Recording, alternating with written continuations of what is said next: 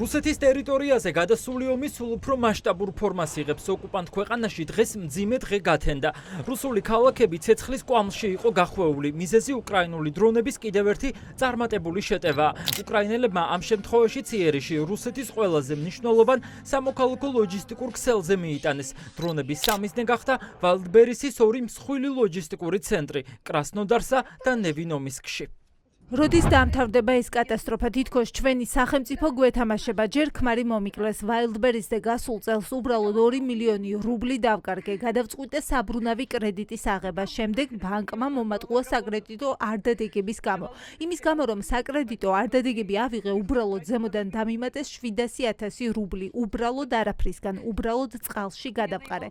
იმის გამო, რომ ვერ შევძელი ამ კრედიტის დახურვა, ახლა ზემოდან ახალი კრედიტი მაქვს და წვალობდი. ახლა კი მეწვის საქონლის დარჩენილი ნაწილი ვალდბერისის საწყობებში. ვალდბერისი მხოლოდ ინტერნეტ მაღაზია არ არის. ის ინტერნეტით ყიდის დრონებს და დრონის ნაწილებსაც, რომელსაც რუსეთი სამხედრო მიზნებისთვის, მათ შორის დაზვერვისთვის იყენებს. ამიტომ ორმაგი დანიშნულების ტვირთების განადგურება ახლა უკრაინის ერთ-ერთი პრიორიტეტია.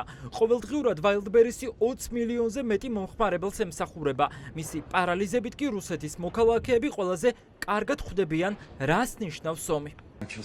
უკვე არ ვიცი რა ვთქვა, უკვე იწვის ნევიროსიმისკის საწყობიც. ეს კრასნოდართან ახლოსაა, მესამე საწყობი. ღამით თურმე იყო შეტევა კრასნოდარზეც და მთლიანად ნევინომისკზეც. შოკში ვარ. ხალხო, ეს კატასტროფაა, სრული საშინელება, არ ვიცი, მე მგონი ეს ყველაფერი სიზმარია. ბევრი დღეს გაიღვიძებს დანაკარგებით, იმიტომ რომ საწყობი, კრასნოდარის საწყობი აფეთქდა. მეგობრები მყავს კრასნოდარიდან, ამბობენ რომ უბრალოდ საშინელება ხდება. რა უნდა გააკეთო ამის შემდეგ გაურკვეველია. თვითონ ფაქტი რომ არ ვიცი რა გავაკეთო საშინელებაა. დღეს აფეთქებული ობიექტები შემთხვევით არ შეურჩევიათ. კრასნოდარის ლოჯისტიკური ცენტრი სამხრეთ რუსეთის ერთ-ერთი მთავარი სადისტრიბუციო კვანძია, საიდანაც საქონელი სხვადასხვა ქალაქებში ნაწილდება. მათ შორის ტვირთები აქედან შეაქვთ ანექსირებულ ყირიმშიც. ორივე ცენტრის ერთდროულად წყობრიდან გამოსვლა ათასობით მიწოდებას აფერხებს და ლოჯისტიკურ ჯაჭვზე პირდაპირ ახდენს გავლენას.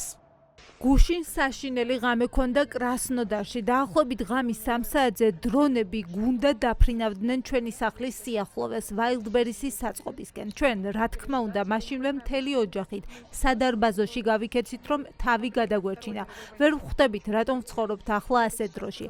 ეს უკვე მესამე მასშტაბური შეტევაა ვალდბერისის ინფრასტრუქტურაზე ბოლო რამდენიმე დღეში. მანამდე იყო დარტყმა მოსკოვის და ტამბოვის ოლქებზე. უკრაინის პრეზიდენტმა ვოლოდიმირ ზელენსკიმ განაცხადა, რომ ეს ლოჯისტიკური ცენტრები უკრაინული დაზვერვის ინფორმაციით გამოიყენებოდა დრონების კომპონენტების, სანქცირებული ელექტრონიკისა და სანავიგაციო მოწყობილობების მიწოდებისთვის.